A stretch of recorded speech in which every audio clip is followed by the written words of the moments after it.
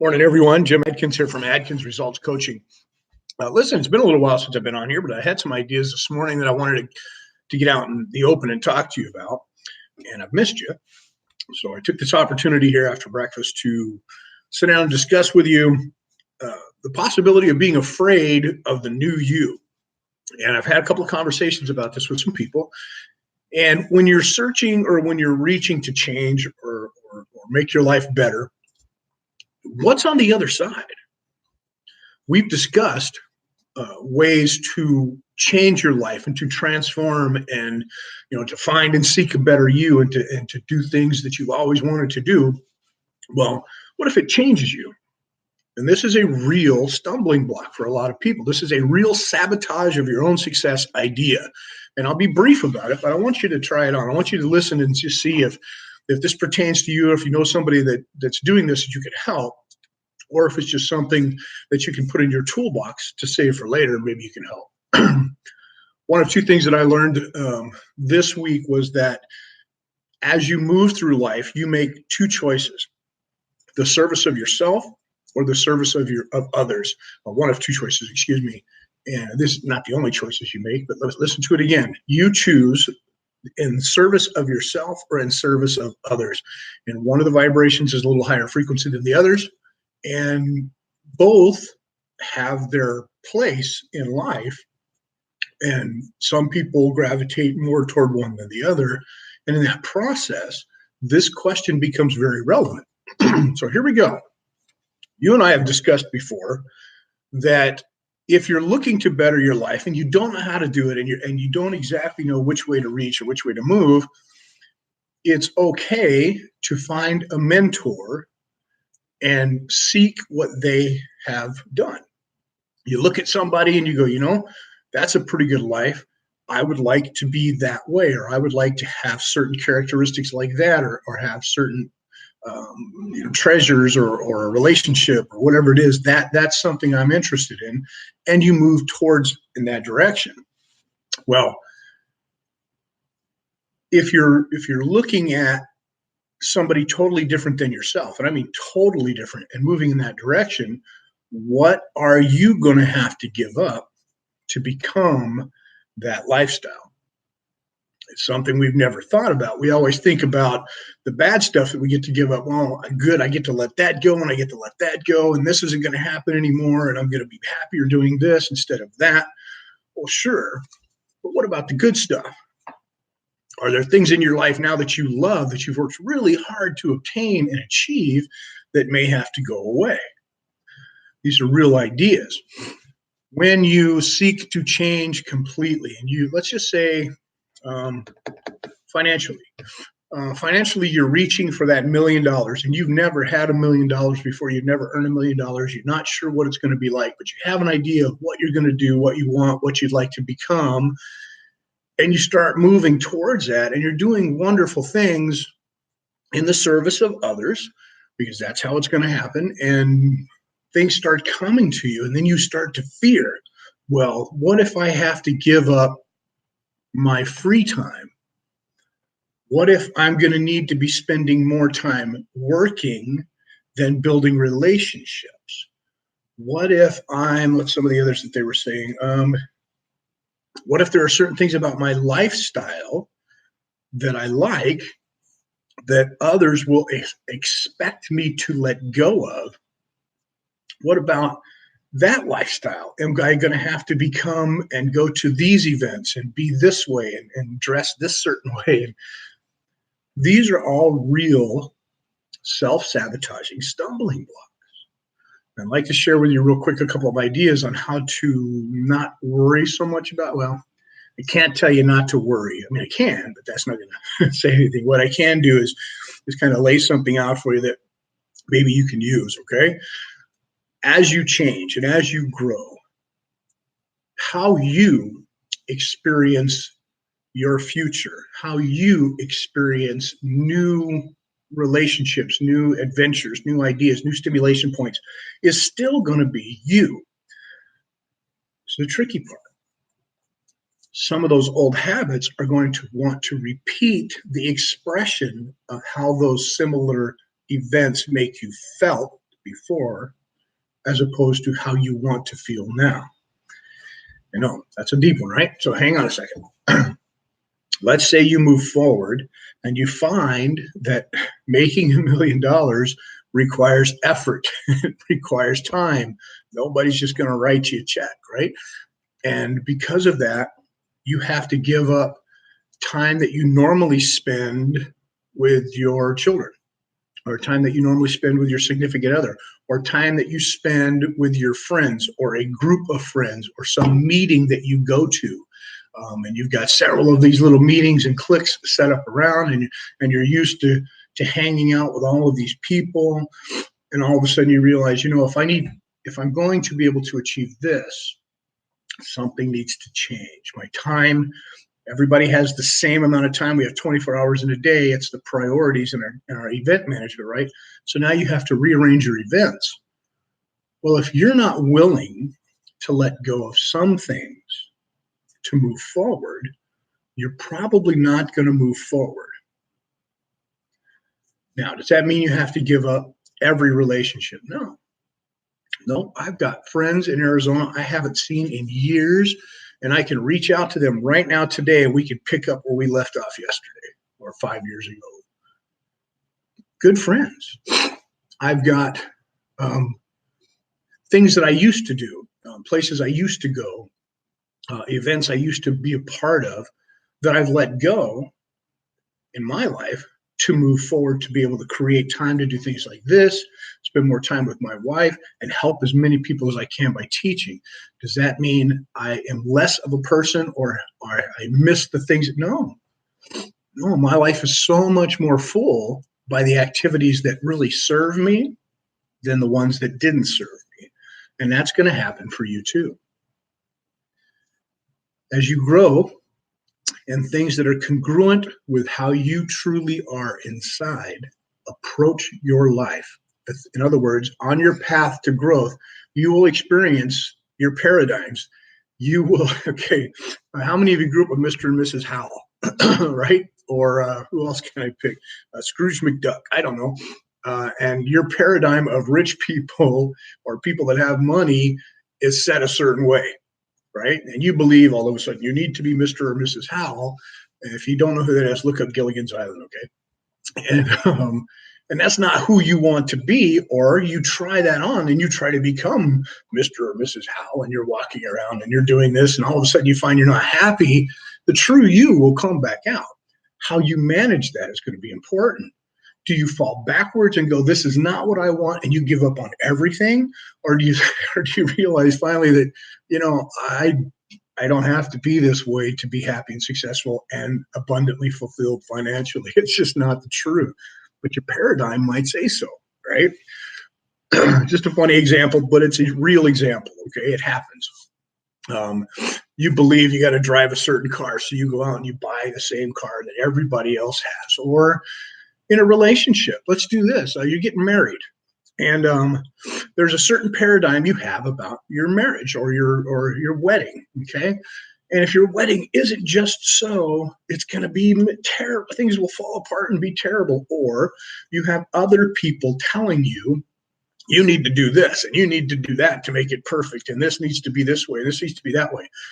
Well, the two of you that are getting married is still going to be the same people, I hope, right? You've decided you love each other. You decided this is where you're going. You can't worry about the families. It's not about them. If you're in the service of others and you want to make them happy and help them have an enjoyable moment at the wedding, those paradigms that you've set, those roadblocks that you've set that will make you unhappy in the attempt to making them happy are negative and not useful, and will sabotage your own success. And in the end, all that will really matter and the memories that you will truly have will be those last few moments of you two standing there all by yourself and the wonderful things that are coming in the future. So when you're trying to please everybody and become this beautiful wedding and become this crazy, huge organization that these people are putting upon you, just remember one thing: the more you put up on you the differences in what you want versus what they want will change the event itself and will change your outcome. And it's like becoming a person that you don't want. It's like giving up the things that were important and feeling good for you for a paradigm that doesn't need to exist by other people. This happens a lot. Are you afraid of the new you? Or are you afraid of becoming somebody that you know that you're not? These are real ideas. Okay, so I wrote a couple of notes so I didn't forget anything. I want you to think about when you pick a mentor, remember this: you don't have to take on every aspect of that mentor's life. You choose a mentor for a few reasons. They may have personality traits that you like.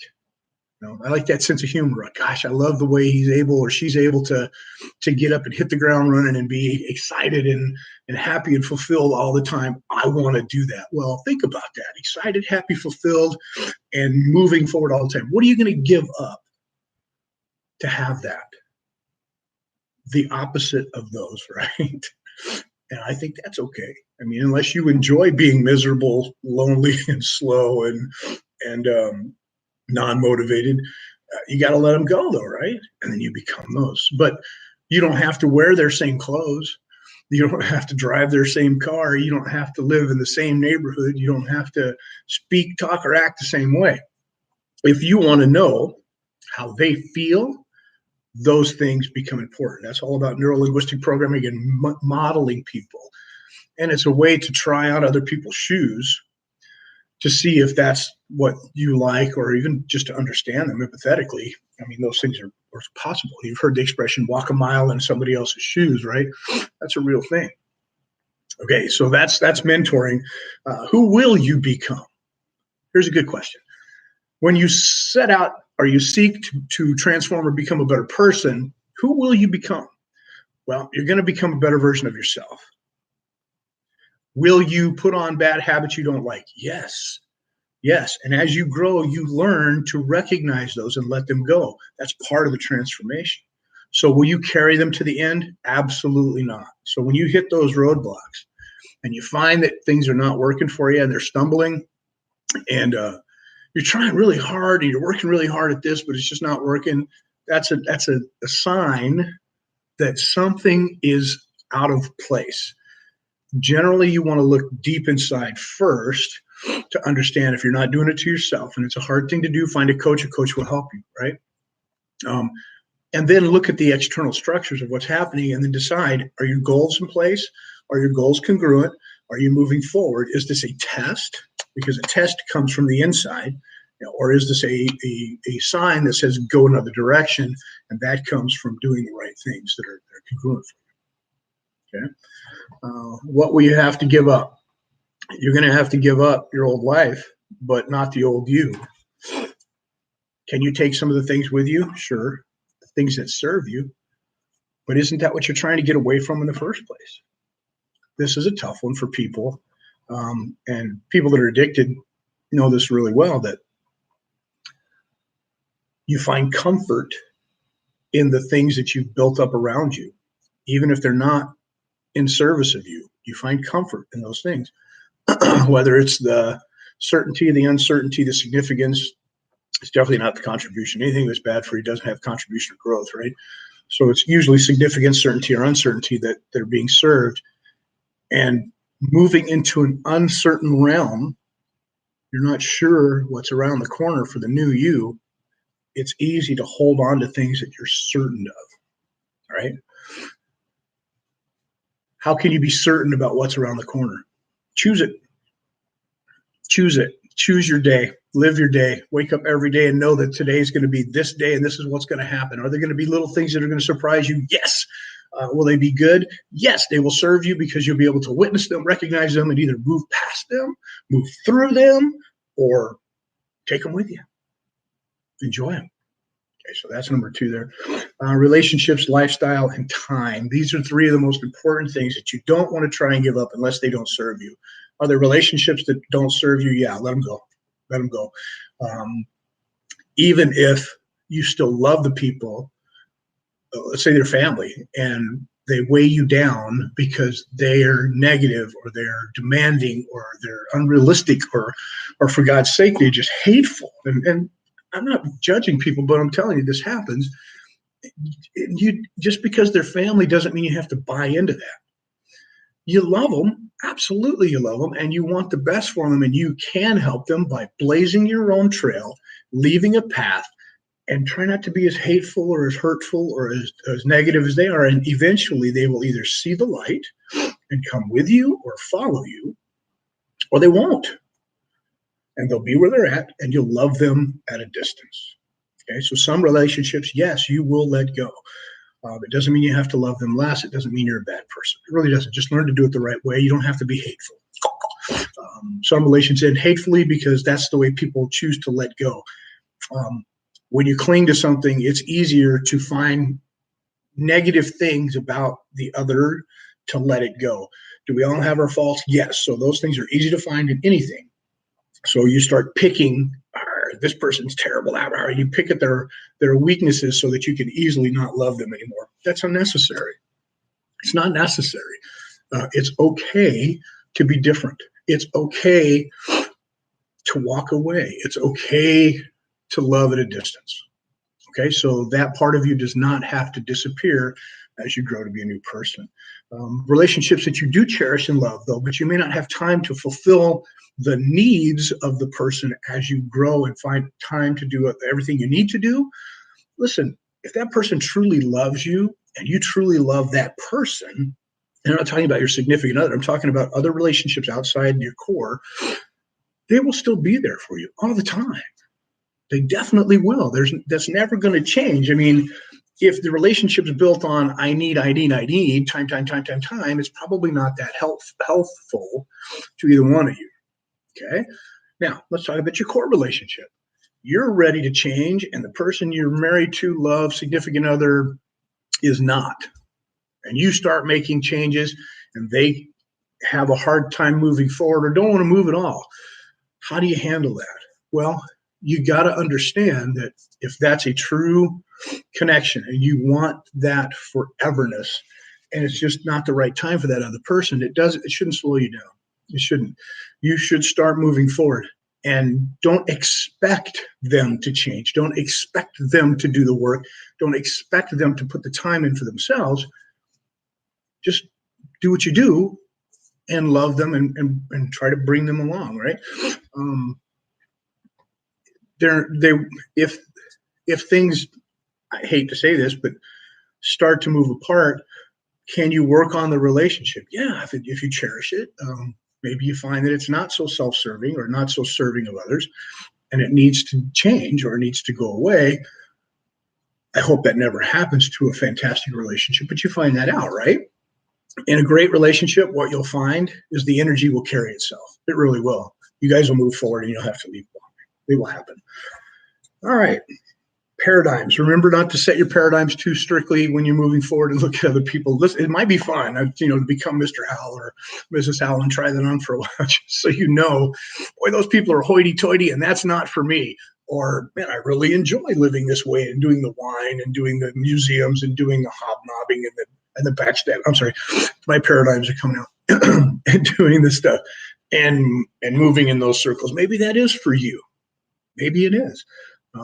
I know what's for me, and I'm totally happy moving forward in the direction I am with who I am. All right. So the same seeds and you get the same results, same rewards, pretty much the truth, right? Do the same things as others. If you do it and I'm not talking about on the surface, I'm talking about everything, right? You can get the same rewards and results. All right. So are you afraid of the new you? I'm going to jump off of here. It's Sunday. I get to work out. Get to spend some time with my granddaughter and my wife today. It's going to be awesome. Are you afraid of the new you? It does stop some people from moving forward. It scares them. Think about it. Comment below. Let me know what you're thinking. I really do appreciate the comments and the thumbs up. If you like the video, give me the thumbs up. You know the routine, right? If you haven't already subscribed, become a subscriber. Hit the subscribe button. Hit the little bell so that I don't know where it's at, so that you're notified when I go live next time. And if there's something you would like to talk about, listen, I'm dedicated to these videos to helping you become a better person. And I hope, and myself as well. And listen, when I do this, I learn so much from you. So the comments are important if you can figure out how to do it. All right. I love you guys. And until next time, on your mark, get set, grow.